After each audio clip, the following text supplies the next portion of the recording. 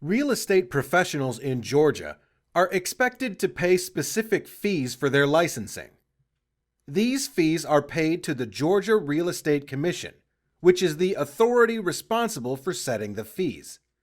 Here is a breakdown of what is expected from licensees. The purpose of the fees, which you are assessed, is to pay the expenses associated with operating the Commission's office, as well as those fees incurred during enforcement of Georgia statutes. Under the guidelines set by the Commission, no fees collected shall be refunded for any reason. As part of your licensing application, you will be required to pay a fee for the state exam.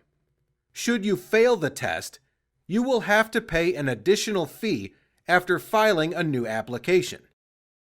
Once you have passed the state exam, the company you will be working for will be required to pay an additional fee to activate your license. When you renew your license per the Commission's requirements, you will also be asked to pay additional fees. Should you fail to renew your license before it expires, you are still entitled to reinstatement for a period of up to 2 years. It's important to note that a reinstatement requires the payment of renewal fees, late fees that may be due while your license was lapsed, as well as a reinstatement fee.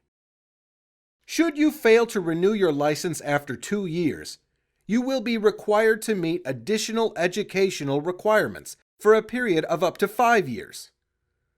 And you will also be responsible for the same fees, even if the lapse was due to failure of paying the renewal fees.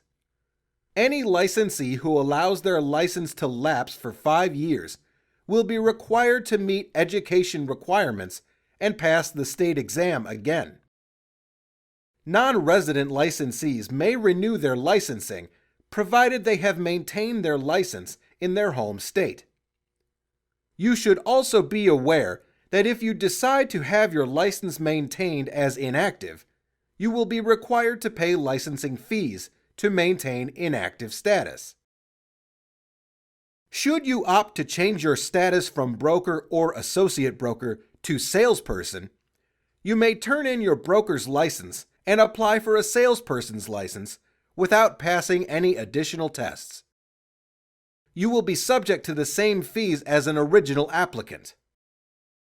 Should your license lapse because of a disaster in your area, you may be able to get your license renewed for a period of up to 2 years, provided that you can demonstrate your personal property or place of business were negatively impacted.